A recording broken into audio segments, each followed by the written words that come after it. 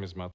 I will be giving the floor for questions according to the particular conditions of a distant meeting such as this must be. Mr. Gurnah yesterday received his medal and diploma at a ceremony in London. The Nobel lecture has been recorded and will be available on nobelprize.org in 3 hours at 5 o'clock Swedish time.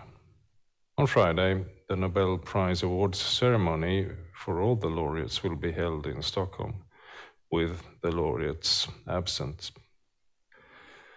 For the press conference, once the question and answer session starts, you'll be able to unmute yourself. To let us know that you want to ask a question, please use the raise hand button or send a message in the chat. I will call out the name of which journalist is in line to put a question. Once you've been addressed, please unmute yourself and go ahead. We expect to be about this in some 40 minutes. And with that, the floor is open for questions to Abdulrazak Gurnah.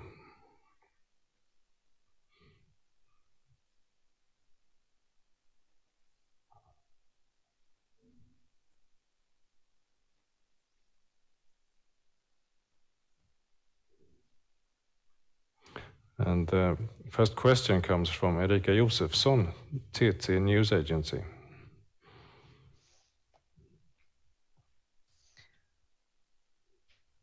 Hello, can you hear me? Yeah, we hear you fine. Yes. Thank you.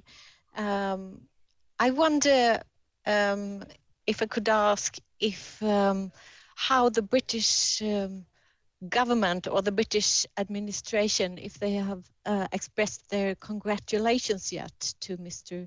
Abdulrazak Gurnah. No, I haven't heard anything from anybody. From the British, I mean. Right. Does it surprise you? No, not particularly. Because I think quite a lot of the response to the award of the prize has been to celebrate the award to an African writer. So it's possible that that could be the explanation, that they don't quite see this writer as somebody to whom they owe congratulations. But I'm happy to say that, in fact, I have received the congratulations of the president of Tanzania. So that's okay.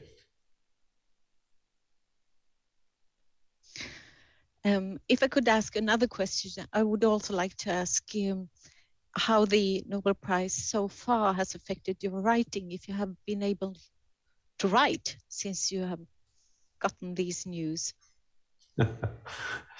No, is a simple answer. Well, you know, the response, and this is the great and wonderful thing, I think, about the Nobel Prize. The response has been so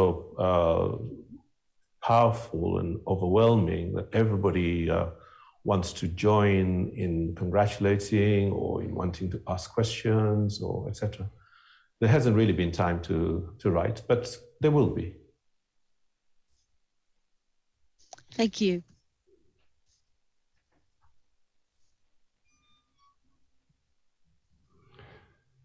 And next is David Keaton from the AP.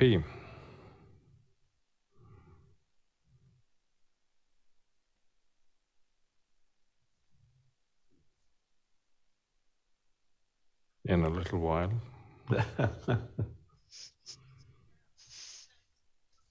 It's a technology. Yeah, we're really trying to learn, but you never learned enough, it seems.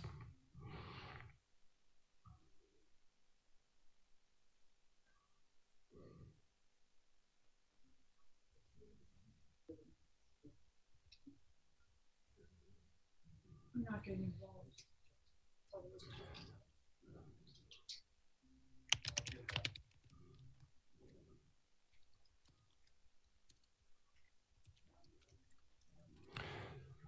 David Keaton, can you hear us?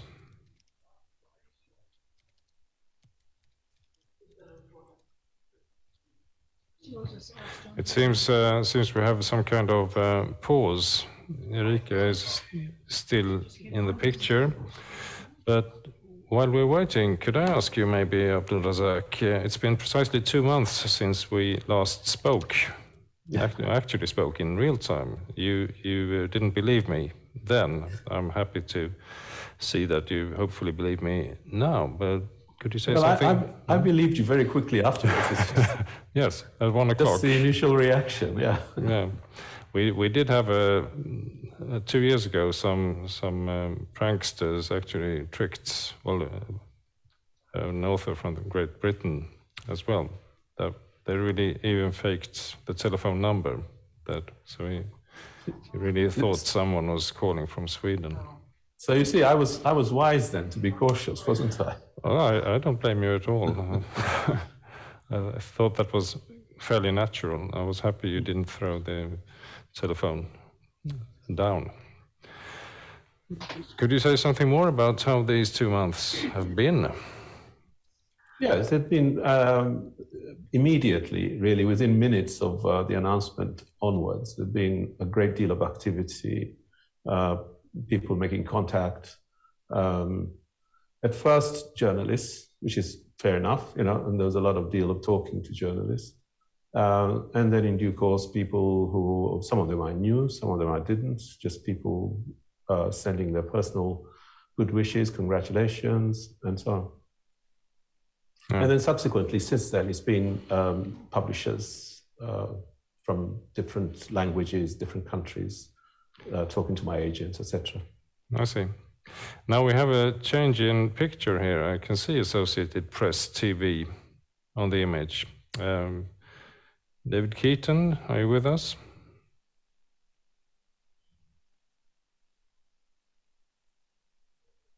It seems not.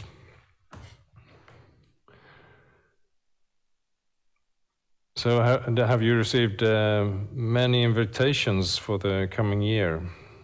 Well, a lot of, yes, but a lot of them are to do with publications, people, publishers, that is, kind of scheduling the launch of this or that book and saying, will you come, will you come? There are also a lot of other invitations, in fact, rather too many. I couldn't possibly spread myself around to accept all of them. So there's a great deal of organizing. My agents and my publishers have to do that, and they've been very helpful in organizing, and to some extent probably being discouraging. Truthfully, not to discourage because they don't.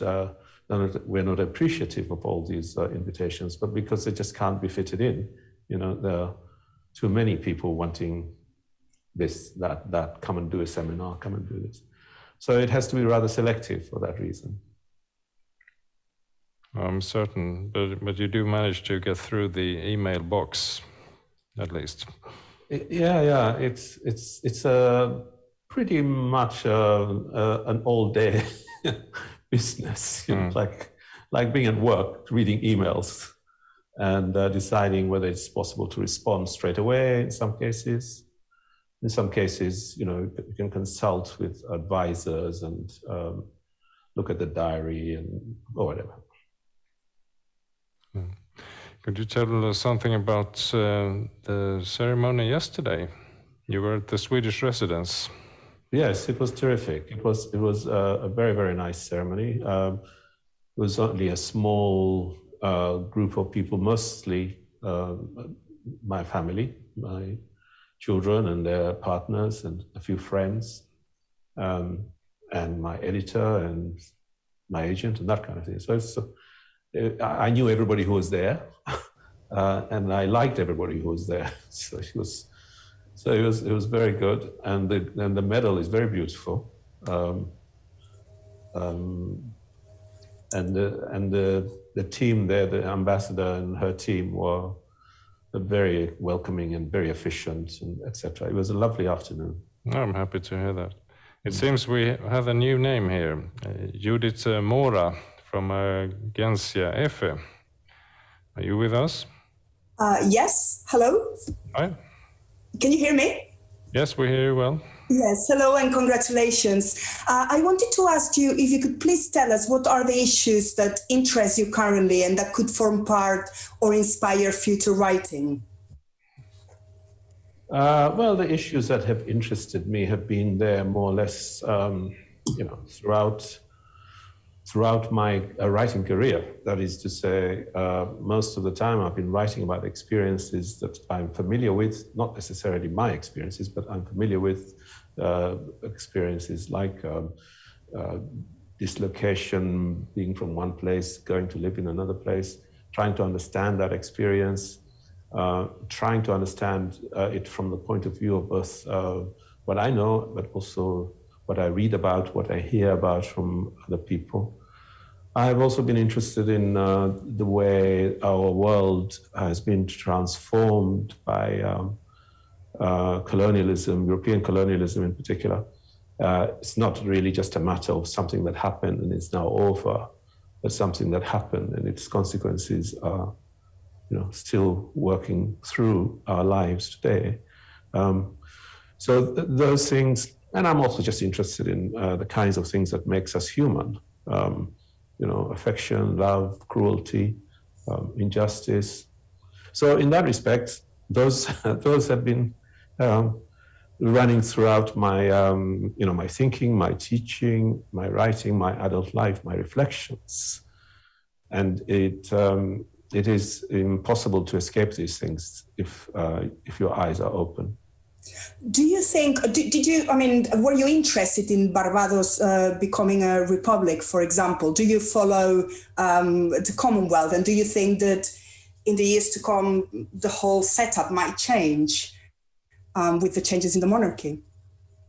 Oh, well, I wouldn't know that. I'd suspect not. There's so many people in the United Kingdom who love the monarchy that it would be, to deprive them of the pleasure they take in having their queens and kings and princes and princesses. What would the press do without the queen and the princes and princesses? So I think we're going to be with them for a while. But the Commonwealth is not really that, in a way. The Commonwealth is really a continuation of the structures of colonialism which benefit the British government as much as, to some extent, they benefit particular chosen countries. It's a continuation of empire in another form, but perhaps a gentler, more genteel anyway form than before, while it also allows the British government to continue to have a sense of controlling events in the world, and perhaps also a sense of power as well, and great power still, that sort of thing. One of these days, I guess, it will be, it will break up, but who knows? Because you find countries who are not, as it were, former colonies of Britain, wanting to be part of the Commonwealth. It's turning into something else, maybe a kind of club or something. Thank you.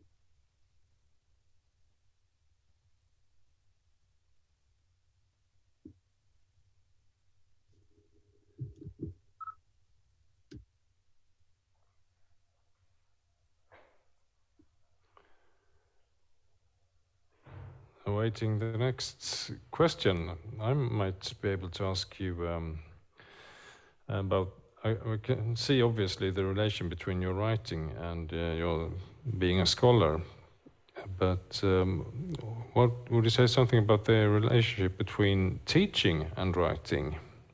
Does teaching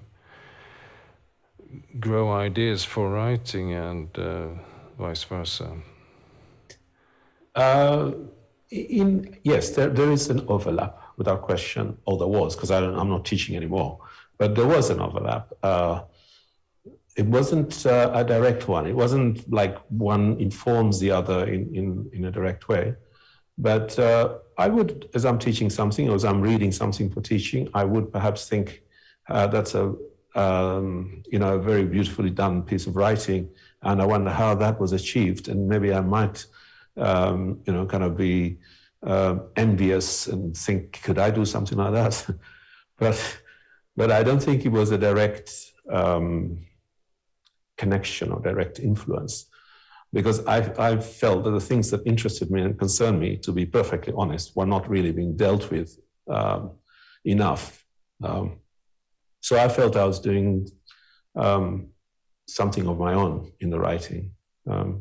But in terms of technique, I suppose, in terms of how you handle certain kinds of things, leaving or learning to live in a different country, a lot of people have written these kinds of things. And some of those can be inspiring, you can understand something better. Or maybe it might be how somebody deals with landscape, describing it or whatever. So there are maybe technical matters that overlap, but that will be the case if you're just a reader. You don't have to be a teacher to be thinking along those lines. No, I see. It seems we are trying with David Keaton from the AP again. Ah, okay. David Keaton, are you with us?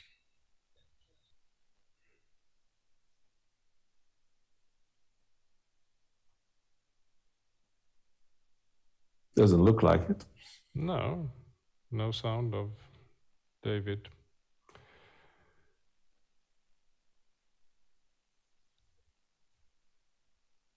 In that case, maybe I could ask you about well, scholarship.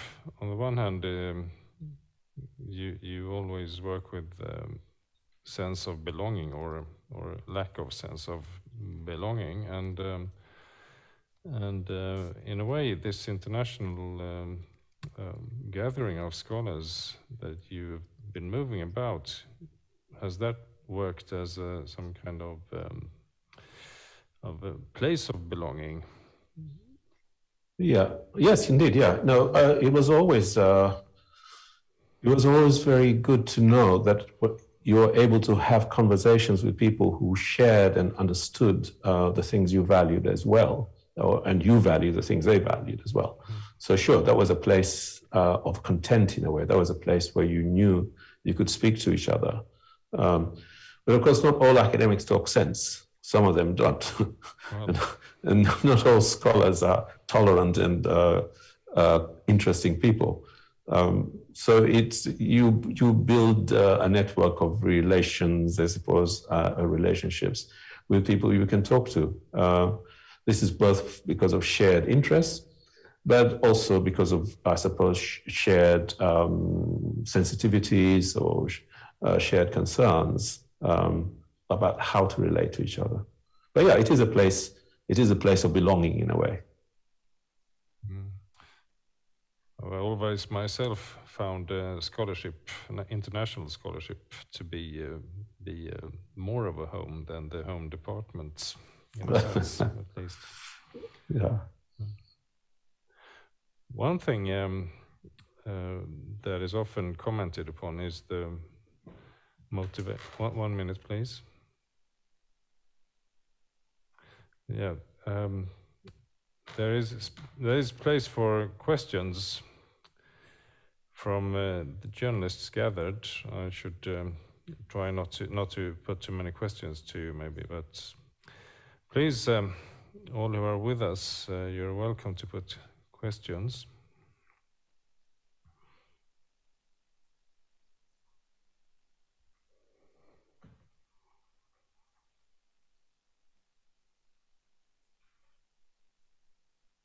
We now have Larissa Schweds from the DPA. Are you with us? Yes, can you hear me? Hello. Yes, we hear you fine. Hello, hi. Thanks for taking my question. So you mentioned that many people in Britain still love the monarchy and are very fond of it. So could you give us your personal view on it and on its influence today? And another one, if I may. So because of the pandemic, you aren't traveling to Stockholm for the Nobel Prize. So that's obviously an influence it had on you. But I would also like to know if there are any other influences the pandemic has had on your work or is having still. Thank you. Thank you. But if you're going to draw me into saying something about the monarchy, then no, I'm afraid not. I don't want to get into any difficulties with monarchy lovers. They love their monarchy because I think it's something like a soap opera. There are always stories to be told, which apparently, so I hear recently, the various members of the monarchy establishment, as it were, very happy to keep releasing out to the press, to keep the thing going, as it were, to keep all the pot boiler, as it were, boiling. Anyway, good luck. I mean, people want these things, that's okay. It's not my problem, it's not my worry. The pandemic, of course, is a serious matter, particularly the shortages of vaccines, the shortages of sort of medical care that would assist people in countries that are poorer or less able scientifically and technically to produce their own vaccines. And it does seem a pity that the richer countries are not being more helpful in this respect. And if anything, react with alarm every time there is an outbreak somewhere, instead of perhaps saying, how can we help in other places? It is possible. Some countries are doing that. Even though more often than not, one hears China being berated for its authoritarian rule, quite rightly, why not? But also China has been very generous to many poor countries with donating huge amounts of vaccines. Every now and then you hear the United States government, or at least the United States president, saying this, but it doesn't seem to quite work as efficiently as it should, this desire to send stuff. So I think there is great inequality in the way this pandemic is being dealt with between the richer nations and the poorer nation, and that is a great pity. And of course, it's tragic for those who are not able to be assisted, or who die as a result of the lack of supplies and medicines.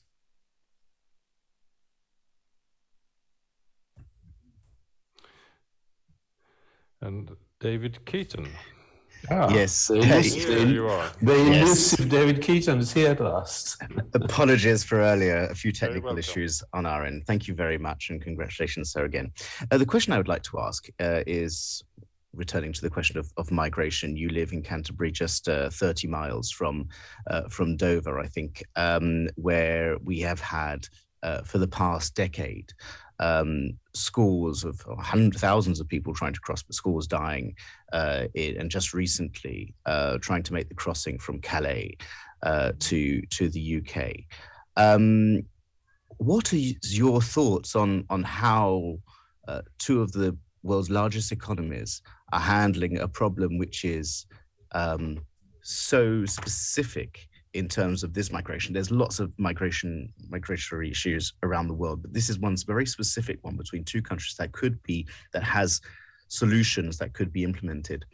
What are your thoughts on this when you see this, given the fact that migration and this sense of journey has been sort of an integral part of your work? Well, you've put it there already. There is something quite inhumane, I think, in the responses of these two governments, particularly, I think, of the British government, about which I know a little bit more than about what constitutes the French response to this. It's rather strange, almost, to see the language, the narrative that is constructed against or about these attempts to cross, because the dangerous nature of these crossings has more or less been forced on these people. There are, as you I think were implying, more, shall we say, more careful ways, safer ways of organizing such movements, or of controlling such movements, so that people do not feel forced to take these horrible risks of crossing the channel in little inflatable dinghies and whatever it is that people are forced to do, being chased around on the beaches of France and being chased around all over the place. When you see the way people receive these arrivals, that is including the lifeboat people, including ordinary people, they, it seems to me, understand better, are more concerned about these people than the government, which is responding in some way to to pressures from elsewhere, to pressures from the press, to pressures from their own backbenchers or whatever. I mean, it's as if they have had no experience of refugees. It's as if this is a new thing that hasn't happened before. When Europe, of course, let alone other ages, but Europe over the last 50 or 60 years or so, or more, maybe 70 years, has had experience of wave after wave of refugees who have turned out to be major contributors to the societies that has received them, important contributors. Just look at the government. You know, the woman who sits there and says, these thieves, these criminals, these whatever. Her own parents were people who arrived in England only a generation ago and have made good. It seems strange to me. It's a lack of, well, humanity. And if I may just follow up on this question, talking about migration, specifically the migration entering into the UK from Calais and from northern France, it's difficult to speak about migration without talking about racism, because obviously lots of people are from, whether it's Sudan, Eritrea, but also from Afghanistan. These are obviously not, there's an element of racism. To what extent do you think that is fair to say, first of all? And what do you think this says about the United Kingdom's relationship with otherness, with people that are not, ultimately people that are not white? Yeah, no, clearly it's inescapable. I mean, I don't want to sort of be charging about and making accusations and so on, but it is inescapable. It is visibly so. I said a moment ago about that Europe has experience, longish experience, decades experience of refugees, but most of these are refugees from other European regions, and they have been received and generally disappeared. And this is clearly an important issue. They disappear, they become invisible. The next generation is, native, as it were. This is not so easy to do if you look different. It is in other places, of course, where there's a more tolerant history and experience of migration, to some extent anyway. I'm thinking of the United States, I'm thinking of various places in the Caribbean, I'm thinking of larger states in Latin America. More recently, just more recently, other places in the Pacific, Australia, New Zealand, and so on. But it does seem that in Britain, these panic waves that come every few years, the target changes, but it seems there is yet always another panic of another group of people who are coming to overwhelm us. Caribbean people, Pakistanis, Indians. Then at later times, it's Roma, people from Eastern Europe, then Afghans and Syrians, etc. It seems something that is almost like orchestrated. Well, I believe it is. And I believe the orchestration is touching something along the lines that you're saying. Who are these people? They're not people we know. They're not like us. So in that respect, it is an othering of these people. And race is the most visible way in which you can as well demonstrate otherness. I don't know if I could just follow up on that. If I could just have one last question regarding the difference in, you were talking about people that came over from Pakistan, Afghanistan, or the Caribbean in generations ago, in the 60s and 50s and in the 70s. There was a different relationship to technology, different relationship to staying in contact with one's home.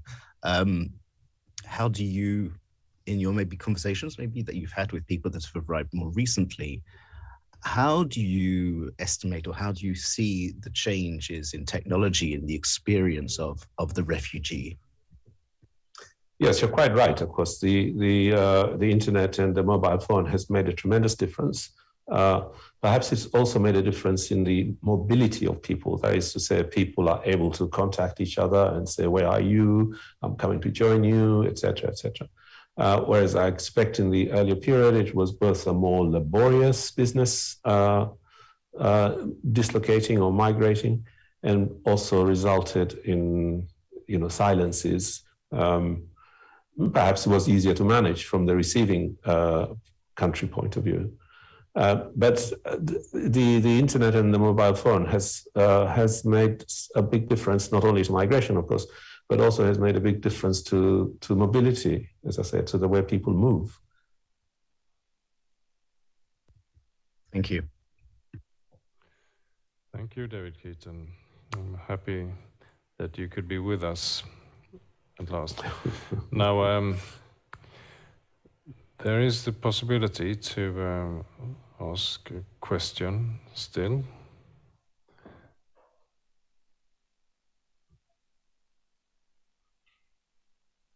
There seem to be no more questions, so please, Abdulrazak, may I thank you so much for this. It was really nice to see you in this way when we couldn't meet actually in Stockholm, and I look very much forward to welcoming you here next year instead. Thank you very much. Thank you so much. Then we're finished for today. Thank you.